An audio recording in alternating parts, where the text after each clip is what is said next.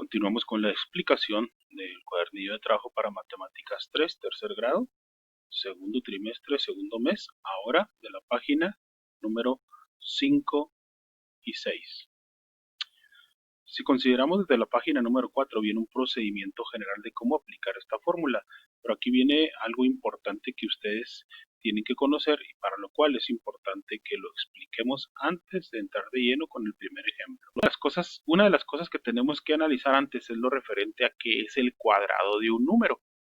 El cuadrado de un número no es otra cosa más que es multiplicar por sí mismo un número o una expresión. En este caso, por ejemplo, aquí que vamos a trabajar con cuadrados. Por eso el teorema de Pitágoras maneja el cuadrado. ¿Qué significa cuando dice el cuadrado? Se refiere a que por lado se forma un cuadrado en ese lado y ese lado, por ejemplo, puede medir 1 por 1, 2 por 2, que es 4, 3 por 3 y así sucesivamente.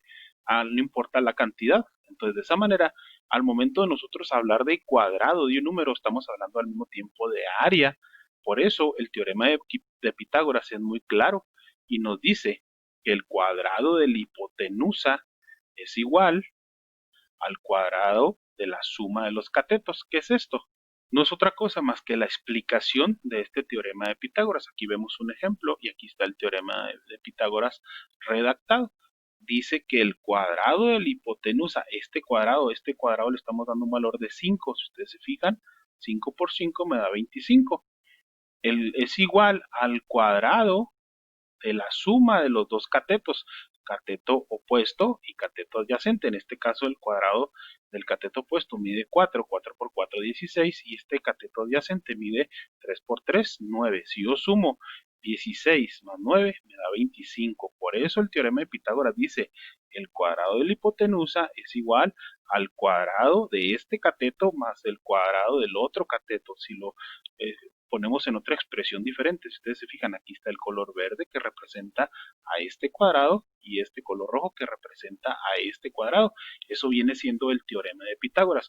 Es muy importante que ustedes entiendan este teorema de Pitágoras y el por qué nos dice de esta manera, que nosotros lo analicemos y lo podamos entender. Después de entender y analizar el teorema de Pitágoras, ahora sí estamos en condiciones de poder entender el primer ejemplo que viene en la página número 5, que es este. Por ejemplo, aquí nos dice el valor faltante es el de la diagonal del triángulo, es decir, la hipotenusa. Habíamos dicho que la hipotenusa es el lado más grande de un triángulo rectángulo y está representado por la letra C.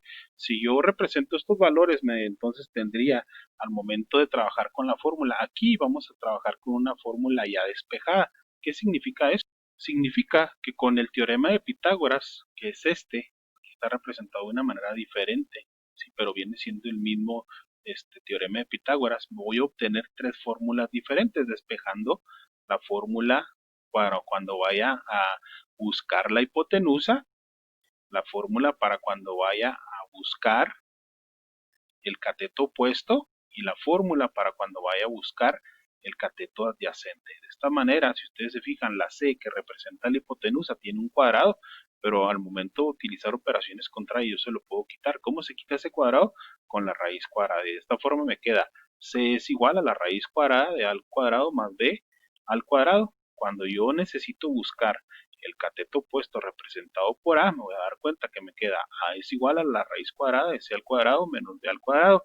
Y cuando yo necesito buscar el cateto adyacente, me voy a dar cuenta que queda B es igual a la raíz cuadrada de C al cuadrado menos A al cuadrado. Estas tres fórmulas anótenlas porque son las que van a utilizar en este tema para resolver los diferentes ejercicios y problemas de aplicación.